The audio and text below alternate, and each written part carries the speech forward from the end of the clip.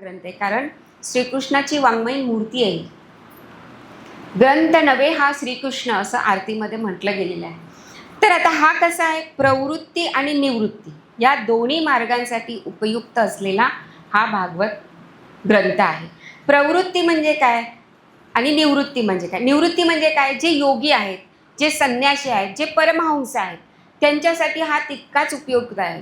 मी संन्यासी झालो, मी योगी झाला, कृष्ण भगवंत आहे, हा तेवढाच उपयुक्त आहे. आणि प्रवृत्ती मार्गांसाठी तर हा ठेवलेलाच आहे. म्हणजे आपण जे संसारात आहे, आपण संसार करतोय, घरदार संसार उद्योगधंदा सोडून अध्यात्म करायचं नाही आहे, तर या सगळ्यांमधून आपण हे अध्यात्म आणि परमार्थ साधायचा आहे. हे प्रवृत्ती आणि निवृत्तीसारखं सांगितलेलं आहे. कारण का, गोपी कुठेही गेलेला नाही आहेत. न लागती सायास जावे वनांतरा, सुखे येतो घरा नारायणा, असा हा भागवत पुराण आहे. कारण का तुम्हाला आज त्याचं महात्म्य ऐकायचं आहे.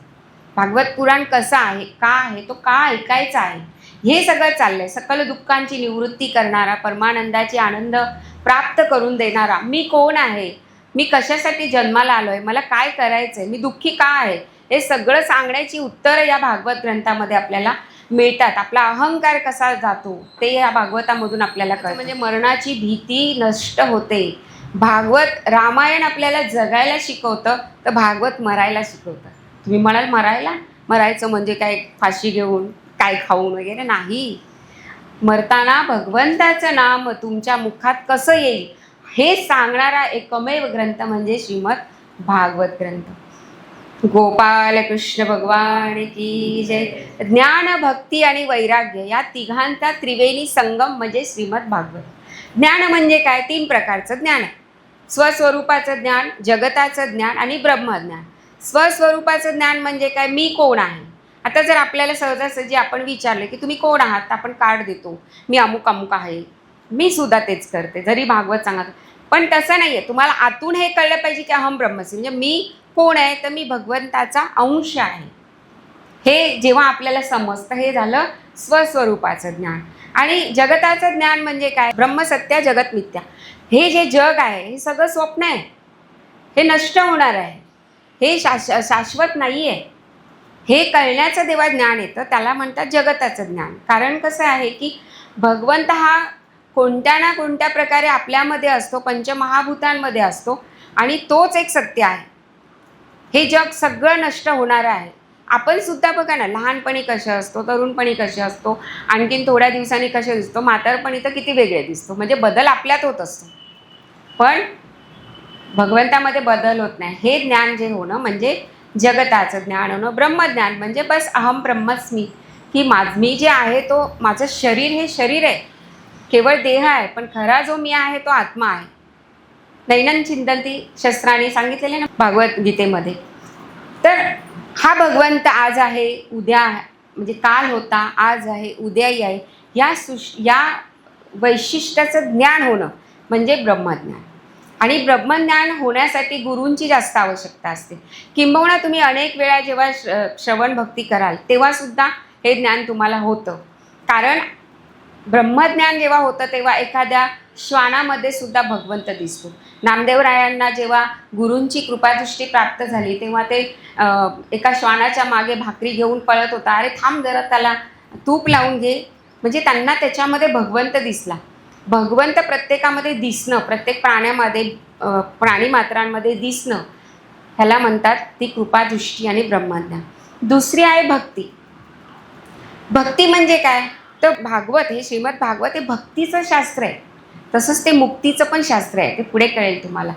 भगवंताच्या ही पराकाष्ठेची निष्ठा, पराकाष्ठेची प्रीती म्हणजे भक्ती. प्रीती, प्रेम म्हणजेच भक्ती आहे. कारण आपण त्याच्यावर जेव्हा प्रेम करतो, त्याच्यावर सर्वस्व अर्पण करतो, त्याच्यावर सर्वस्व आपण सोपवून देतो आणि निश्चित राहतो, हीच तर खरी भक्ती असते ना.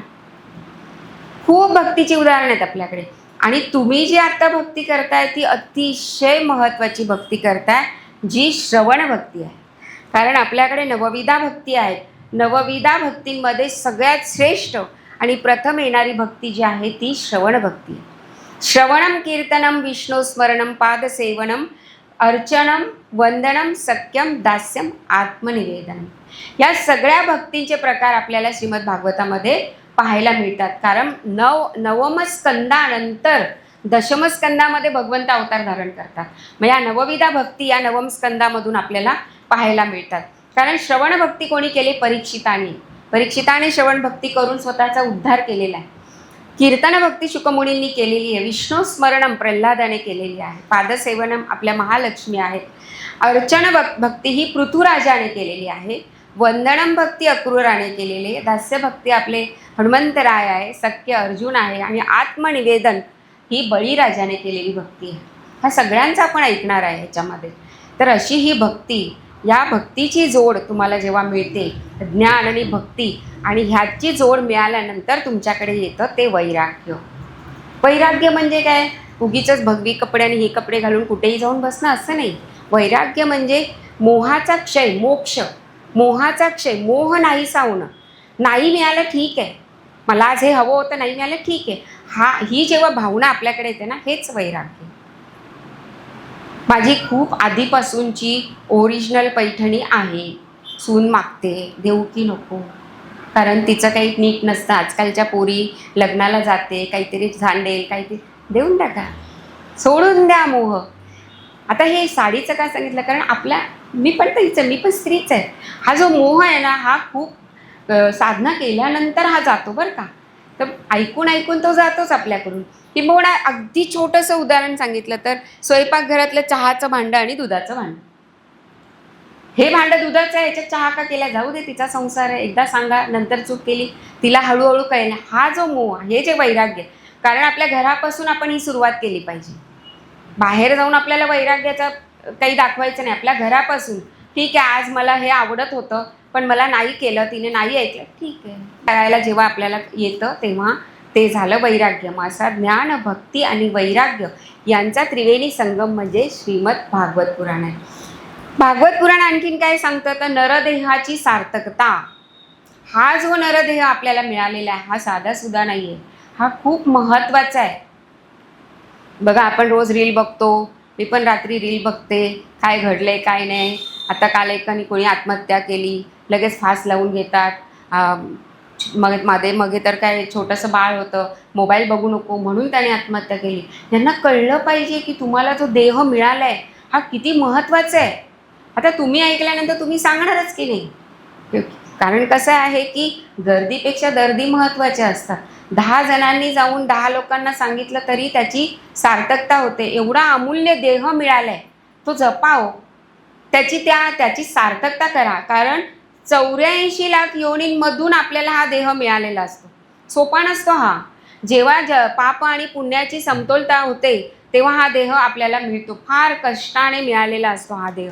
हा सहजासहजी प्रत्येक वेळी आत्महत्या करून असा टाकून देणं ते तर सोडा, पण नुसतंच खाऊन पिऊन आला प्राणी जन्माशी आला गेला असं नाही करायचं. यायचं, खायचं, प्यायचं, मजा करायचं, अहिक सुख उपभोगायची, पिक्चर बघायचे, मॉलला जायचं, असंही नाही करायचं. या देहाने परमार्थ करायचा आहे, भगवंताची प्राप्ती करून घ्यायचं आहे, म्हणून हा देह दिलाय. कारण दुसऱ्या कुठल्याही योनीमध्ये आपण नामस्मरण करू शकत नाही. कुठल्याही योनीमध्ये आपण देवाला हार घालू शकत नाही, देवाला फूल अर्पण करू शकत नाही. कोणी करू शकतं का? नाही करू शकत. आपल्याला देवाने 2 हात दिलेत, 2 पाय दिलेत, मेंदू दिलाय, सगळ्यात महत्त्वाची बुद्धी दिली आहे. का? तर ती त्याचं वाचन करण्यासाठी, त्याची कथा ऐकण्यासाठी, त्याचं कीर्तन करण्यासाठी किंवा भगवंताचं पारायण करण्यासाठी. म्हणून हा देह आहे. बघा कसं आहे की एक असतात वडील सखाराम नावाचे, 2 मुलं असतात. आता शेवटची घटका येते, आता सही करायची आहे प्रॉपर्टीच्या कागदावर. मग बाबा असे ते सही करायला जातात, असं सखा लिहितात आणि त्यांचा मृत्यू होतो. मग काय यमाला सांगायचं का जरा 2 मिनटं 1 सेकंद राम लिहायचा राहिलाय. यम म्हणतो, अरे राम लिहिण्यासाठी अख्खं आयुष्य दिलं, तेव्हा नाही राम लिहिलं, तेव्हा नाही राम बघितला, तेव्हा नाही राम ओळखला, आता काय उपयोग आहे? गेला देह. कारण मनुष्य देह मिळत नाही. काय सांगितलंय? पुनर्वित्तम पुनर्मित्रम पुनर्भार्या पुनर्यश न शरीरम पुन्हा. पुनर्वित्तम, वित्त म्हणजे पैसा गेला सगळा.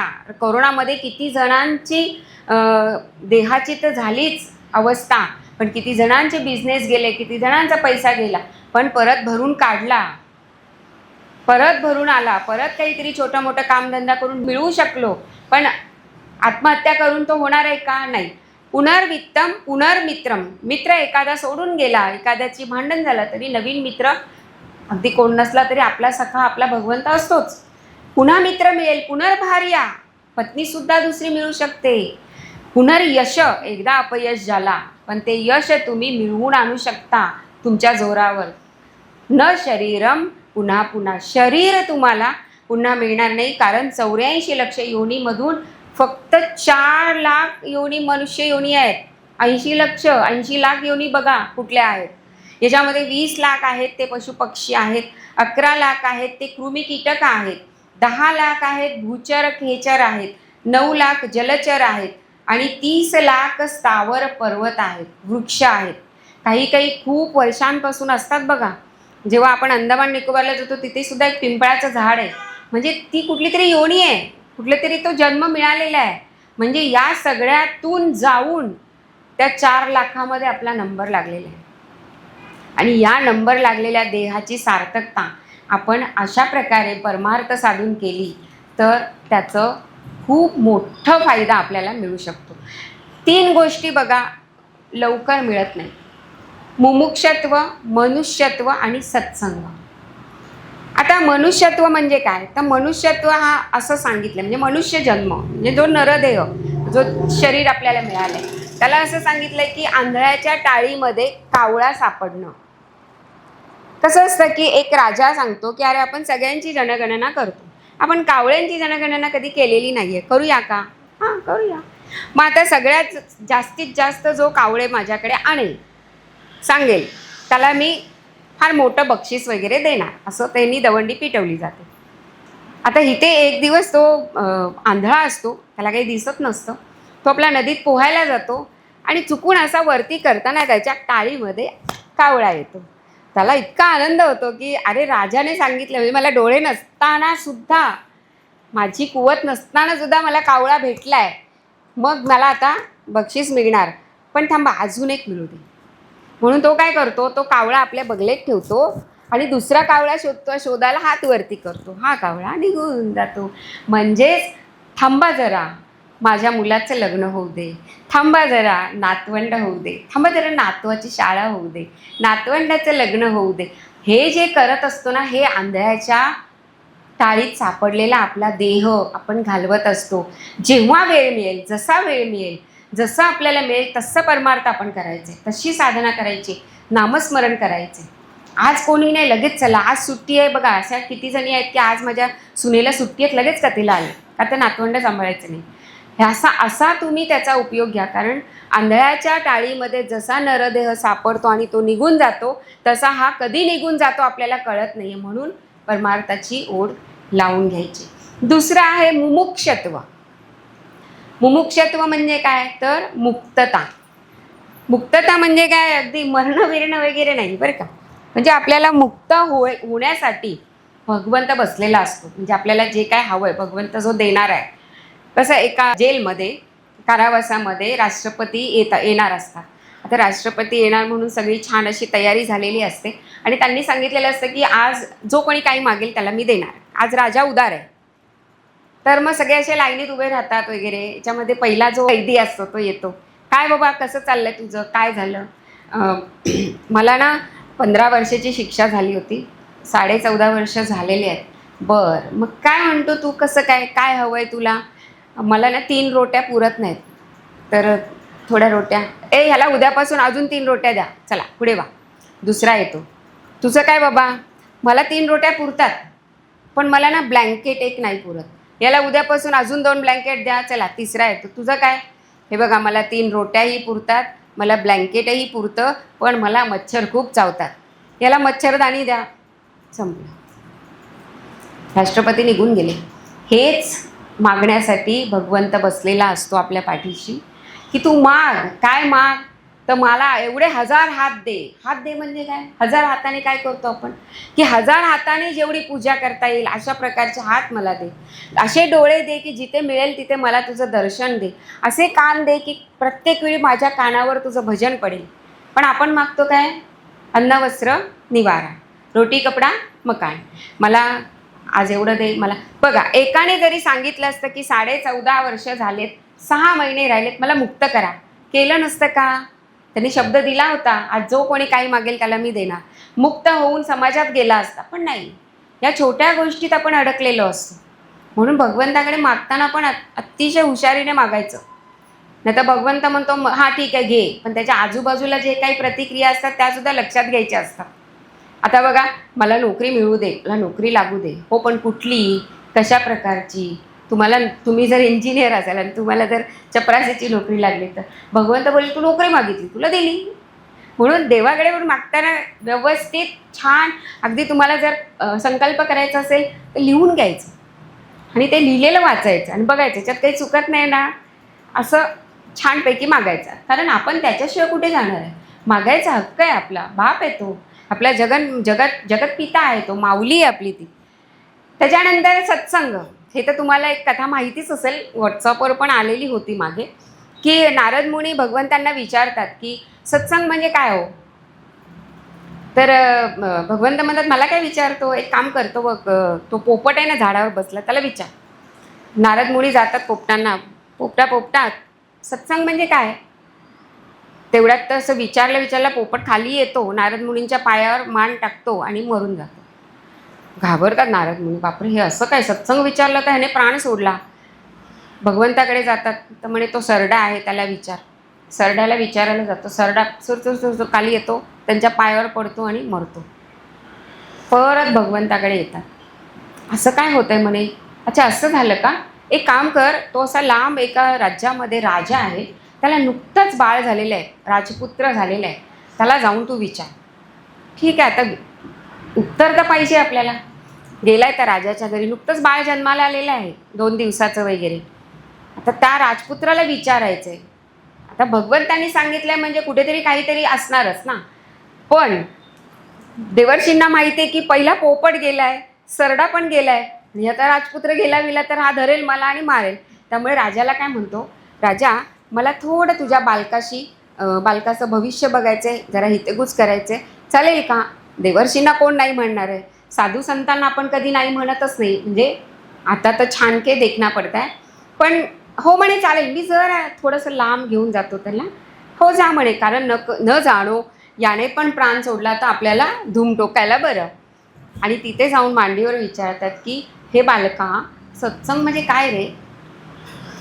अहो देवर्षी, सत्संग म्हणजे काय विचारताय? तुमचा संग मला मिळाला आणि मी पोपट्याचा सरडा झालो, सरड्याचा हा राजकुमार झालोय. हा तुमचा सत्संग मला मिळाल्यामुळे एका राजाच्या घरी मी जन्म घेतलाय, याला म्हणतात सत्संग. बघा, कोणालाही सत्संग खूप, तुम्ही जर विचार केला ना तर सत्संग खरंच सगळ्यांना मिळत नाही. म्हणजे अगदी इच्छा असली ना की आज मी ठरवलंय जायचं, तरी तिथे जाता येत नाही. म्हणून याला महत्त्व आहे. म्हणून ह्या 3 गोष्टी, मुमुक्षत्व, मनुष्यत्व आणि सत्संग, या मिळणं कठीण असतं. याला आपलं उपासना किंवा आपली नामस्मरणाची साधना खूप महत्त्वाची असते. आता हे जे भागवत कथा आहे, आता भगवंत असं म्हणतायत की जिथे म्हणजे जेव्हा अवतार कार्य संपायची वेळ आली तेव्हा उद्धवाने विचारलंय, श्रीकृष्ण भगवंताचा परममित्र आहे, त्याने विचारलंय की देवा आता तू केशवा, तू आता गेल्यानंतर येणाऱ्या कलियुगाचं काय? त्या सामान्य जनतेचं, त्या जनसामान्यांचं कोण कल्याण करणार? तेव्हा एक ज्योत भगवंताची निघाली आहे त्यांच्या शरीरातून आणि ती श्रीमद भागवत महापुराणामध्ये विलीन झालेली. तेव्हा कृष्ण म्हणतो हा जो भागवत ग्रंथ आहे ना, हा मी आहे. कलियुगामध्ये हा भागवत ग्रंथ सगळ्यांना तारून नेणार आहे. त्यामुळे याची कोणी पारायण करेल, याचं कोणी आयोजन करेल, याचं कोणी श्रवण करेल, याचं कोणी कथन करेल, त्याला मी निश्चितच वाचवणार, असं हे सांगून दिलेलं आहे. म्हणून हा भागवत ग्रंथ अतिशय महत्त्वाचा आहे. हे भागवत जे सांगितलं ते सगळ्यात प्रथम विष्णू भगवंतांनी ब्रह्मदेवाला सांगितलं. कारण ब्रह्मदेवांना ते आपण उद्या बघणार आहोत काय सांगितलं, कसं सांगितलं, स्वतःचं स्वरूप सांगितलं. आणि विष्णू भगवंतांनी ब्रह्मदेवाला सांगितले, ब्रह्मदेवांनी नारदांना सांगितले, नारदांनी व्यासांना सांगितले, व्यासांनी शुकमुनींना सांगितले आणि शुकमुनींनी परीक्षिताला सांगितले. नंतर शुकमुनींबरोबर, व्यासांबरोबर, शुकमुनींबरोबर सुतमुनीसुद्धा होते. त्या सुतमुनींनी पण व्यासांकडून भागवत ऐकलं आहे. ते सुतमुनीसुद्धा त्या ऋषीमुनींना भागवत सांगतायत आणि शुकमुनी परीक्षिताला भागवत सांगतायत. पण जेव्हा विष्णू भगवान त्या ब्रह्मदेवाला भागवत सांगत होते तेव्हा शेषांनी ते ऐकले. शेष नाग होते, त्यांनी ऐकले. शेषांनी ते सनकादिकांना सांगितलं. नंतर सांख्यायन मुनींना ते सांगितलं. सांख्यायनांनी पराशर ऋषींना सांगितलं. पराशरांनी बृहस्पतींना सांगितलं. बृहस्पतींनी मैत्रेयीला सांगितलंय आणि मैत्रेयी ऋषींनी विदुराला सांगितलंय. हे सुद्धा याच्यामध्ये दिलेलं आहे की कधी कधी मैत्रेय ऋषी सांगतायत विदुराला, कधी परीक्षित विचारतोय शुकमुनींना, कधी 88,000 बसलेले ऋषीमुनी विचारतात सुतमुनींना. अशा प्रकारच्या ह्या भागवताचा हा महिमा आहे किंवा हा तो त्याची परंपरा आहे. आता सांगायचं की हा भागवत ग्रंथ म्हणजे काय आहे, श्रीकृष्ण आहे म्हणजे काय आहे. तर पहिले जे 12 स्कंद आहेत की नाही, त्या 12 स्कंद म्हणजे भगवंताची 12 अंग आहेत. पहिले 2 आहेत स्कंद ते चरण आहेत, चरणापासून आपण जातोय वरती. आणि 3 आणि 4 आहे ते कटिप्रदेश आहेत. 5वं नाभिस्थल आहे. 6वं वक्षस्थल आहे. 7 आणि 8 हे दोन्ही भुजा आहेत. 9वा कंठ आहे. 10वा मुखारविंद आहे आणि 11 आणि 12वा मस्तक आहे. बघा, जेव्हा सप्त चक्र जेव्हा ॲक्टिवेट होतात आपली, तेव्हा सुद्धा आपण खालपासून वर जातो आणि इथे ब्रह्मरंध्राजवळ गेल्यानंतर आपली कुंडलिनी शक्ती जागृत होते. म्हणून या नवविधा भक्ती कंठापर्यंत जेव्हा आपण येतो तेव्हा दशमस्कंदामध्ये आपल्याला भगवंत प्रकट होतात, कारण नवविधा भक्ती तोपर्यंत केलेली असते. आणि मग 11 आणि 12 हा सगळा आत्म उपदेश आहे. त्याच्यानंतर मुक्ती प्राप्त होती. असे हे श्रीमद भागवत ग्रंथाची रचना आणि महात्म्य. आता याच्यामध्ये आपण जी भक्ती सांगितली त्या भक्तीची कथा आपण ऐकणार आहोत. तर भक्तीची कथा अशी आहे की एकदा नारद मुनी, देवर्षी नारद यांना असं वाटलं की पृथ्वीवर खूप सुंदर, म्हणजे पृथ्वी ही खूप सुंदर आहे आणि तिला मला बघायची, म्हणून ते पृथ्वीवर आलेत. तेव्हा अहम तू पृथ्वी यातो ज्ञात्वा सर्वोत्तमामिती पुष्करम च प्रयागम च काशी गोदावरी तथा हरिक्षेत्रम कुरुक्षेत्रम श्रीरंग सेतू बंधनम एवमादिषु तीर्थेषु ब्रह्ममान इतस्तता. आता हे कोणाला सांगतात? सनकादिक भेटलेत. कारण पृथ्वीवर ते जेव्हा आलेत तेव्हा ह्या सगळ्या तीर्थांना त्यांनी भेट दिली आहे आणि सगळीकडे अनाचार माजलेला त्यांना दिसला आहे. म्हणजे भ्रष्टाचार हा शिष्टाचार झाला आहे असं त्यांना जाणलेलं आहे. आणि ते म्हणतात, काय चाललं इथे? मी ज्या ज्या तीर्थक्षेत्राला जातोय तिथे भलतंच काहीतरी चाललेलं आहे. ते त्याचं वर्णन काही करायची गरज नाही, आपल्या सगळ्यांना माहिती आहे. तर मग सनकादिक म्हणजे जे निराश होतात आणि सनकादिक भेटल्यानंतर मग ते विचारल्यावर सांगतात की मी असं असं केलेलं आहे, असं असं मी फिरलो आहे, पण मला ते नाही बरं वाटलं, काही चांगलं नाही वाटलं मला. आणि तुम्हाला सांगू का, पुढे मी गेलो वृंदावनामध्ये, आणि वृंदावन कसं आहे, अजूनही वृंदावनामध्ये भक्ती जागृत आहे. म्हणजे वृंदावनामध्ये मी जेव्हा गेलो तिथे मी असं एक वेगळं दृश्य पाहिलं. काय पाहिलं मी? तर एक तरुणी बसलेली आहे आणि तिच्या दोन्ही मांडीवर 2 पुरुष आहेत जे जरा म्हणजे अगदी म्हातारे झालेले आहेत आणि ते तिच्या मांडीवर झोपलेले आहेत, म्हणजे अगदी निस्तेज झालेले आहेत ते. आणि ती तरुणी मात्र चांगली आहे. मग मी तिथून जाताना तिला बघत बघत पुढे असं जायला लागलो तेव्हा तिने मला हटकलं आणि तिने मला म्हटलं की साधू जरा थांबता का?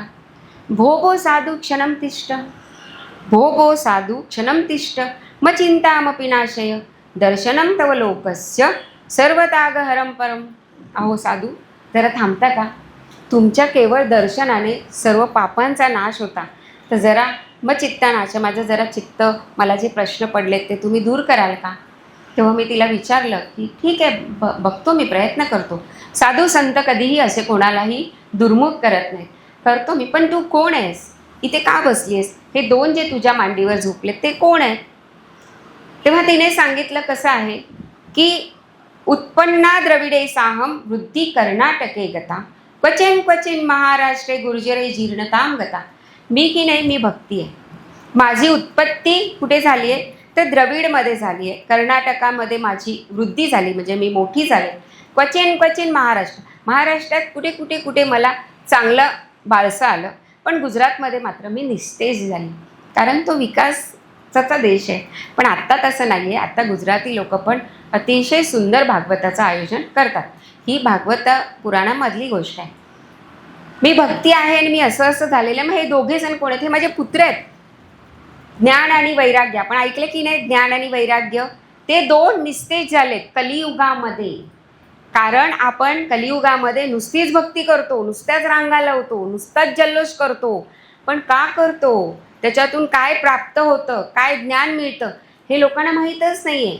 म्हणून ते वैराग्य आणि जे ज्ञान आहे ते निस्तेज झालेले. याचा अर्थ असा आहे. तेव्हा मग देवर्षी म्हणतात की बघ, कलियुगामध्ये तर हा असा परिणाम आहे, पण मी प्रयत्न करतो त्याचा. आणि भरपूर काय वेद गीता पठण वगैरे सगळे उपनिषद वगैरे सगळं ते त्याच्या श्रवण त्यांच्या कानाजवळ ते बोलतात. भरपूर ते तेवढ्यापुरते जागे होतात, परत निस्तेज होतात. आता काही त्यांना मार्ग सापडत नाही. पण मी सांगितलं तर आहे की मी यांना उठवेन, यांचं तेज परत देईन. मग तेवढ्यात आकाशवाणी होते की सत्कर्म करा, सत्कर्म करा. आता सत्कर्म करा म्हणजे काय? तर सत्कर्म करा म्हणजे काहीच माहीत नाही. नारद म्हणतात म्हणजे काय? मग ते म्हणतात चला, ज्याला त्याला विचारतात, अहो सत्कर्म म्हणजे काय? म्हणजे नेमकं काय करायचं आहे, नेमकं काय करायचं आहे? असं करत करत म्हणतात जाऊ दे, आता मीच वनात जातो आणि तिथेच काहीतरी कोणी भेटतंय का बघतो, नाही तर सरळ तपाला बसतो म्हणजे मला कळेल. आणि तेव्हा ते सनकादिक जे ऋषी आहेत, हे 4 ऋषी आहेत.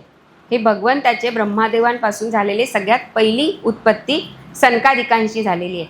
ते ज्येष्ठ आहेत, पण ते लहान मुलांसारखे अगदी कोमल आहेत. आणि ते सनकादिक भेटल्यानंतर त्यांनी विचारले हे की काय झालं देवर्षी, तुम्ही असे नाराज का आहात? तेव्हा हे सगळं सांगितलंय. अहो सत्कर्म म्हणजे काय? ज्ञानयज्ञ करणं, भागवत कथा यज्ञ करणं म्हणजे सत्कर्म आहे. त्यात काय एवढं नवीन?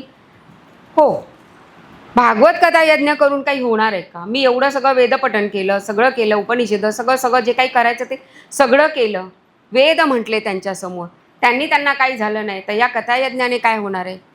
तेव्हा सनकादिक म्हणतात, अहो सगळ्या वेदांचं जे सार आहे ना, ते हे श्रीमद भागवत आहे. या भागवताची तुम्ही कथा जर यज्ञ केला तर बघा कसे ज्ञान आणि वैराग्य पुन्हा तेजस्वी होतील. कारण झाडाच्या बुंद्यापासून झाडाच्या पानापर्यंत वरतीपर्यंत जो रस असतो, तो आपल्याला रस तसा चाकता येतो का? त्याला जेव्हा फळ लागतं त्या फळातून आपल्याला कळतं की नाही. आता आंब्याचा सीझन आहे, आंब्याची पानं खाऊन आंबा खाल्लेल्याचं आपल्याला वाटेल का चला मी आज आंब्याची 2 पानं खाल्ली, मी 2 आंबे खाल्ले? नाही, त्याचा जो रस एकत्र होतो, तो जो त्या आंब्यात येतो किंवा त्या सफरचंदामध्ये केळीमध्ये जे फळ आहे ते खाल्ल्यानंतर आपल्याला कळतं ना की ते काय आहे. तसं हे सगळ्या वेदांचं रसाने भरलेलं हे फळ आहे भागवत ग्रंथ. सगळ्या वेदांनी उपयुक्त, सगळ्या वेदांचं रसाने भरलेलं. कारण हे रस फळ आहे, हे फळ खायचं नाही, हे फळ प्यायचं आहे, ह्याचं रसपान करायचं आहे. कारण जसं आपण मगाशी बघितलं दुधात लोणी असतं, पण लोण्यामध्ये तूप दिसतं का? नाही आहे. त्याची पण एक वेगळी प्रोसिजर करावी लागते. ते तूप लोणी कडवून मग तूप निघतं. मग ते तूप इतकं शुद्ध होतं की बघा, दूध, दही, ताक, लोणी आणि 5वं येतं ते तूप. आणि ते तूप इतकं शुद्ध असतं की भगवंताला आपण ते तूप वाहतो किंवा त्या तुपाची आपण पणती लावतो किंवा निरंजन लावतो, एवढं शुद्ध होतं. म्हणजे तूप सगळ्यात महत्त्वाचं की नाही. जसं ते तूप तसं ही कथा आहे. तर ही कथा तुम्ही करा, हे ज्ञानयज्ञ तुम्ही करा, सगळं छान होईल. बरं ठीक आहे, तुम्ही म्हणताय, पण आता मग ही करायची कुठे म्हणे? ही आपण गंगे किनारी करूया, हरिद्वारला. हरिद्वारला जिथे आनंद घाट आहे, त्या आनंद घाटीमध्ये आपण ही कथा करायची. बरं इथे का करायची बरं? तर इथे अनेक साधू संत ऋषीमुनी तपाला आलेले असतात, नद्या आहेत, सगळे आहेत, सगळ्यांना यायला इथे सोपं जाईल. कारण भागवत कथा आयोजित करणं आमच्या दादांनी अगदी स्टेशनपासून बॅनर लावलेले आहेत. हे खरं पुण्याचं काम असतं. जो आयोजित करतो की नाही, तो जितकी माणसं बोलवतो ना, त्यांचं थोडं थोडं पुण्य त्या आयोजकाला मिळत असतं. म्हणून आयोजित करणारा, ऐकणारा हे जास्त श्रेष्ठ आहेत. जे मला तर त्याचं काही पुण्य मिळत नाही, जेवढं पुण्य तुम्हाला श्रवण भक्ती करणाऱ्यांना मिळतं, आयोजन करणाऱ्यांना. कारण आयोजन जेव्हा आपण करतो तिथे जास्तीत जास्त लोक यावेत अशा ठिकाणी श्रीमद भागवत कथा करायची.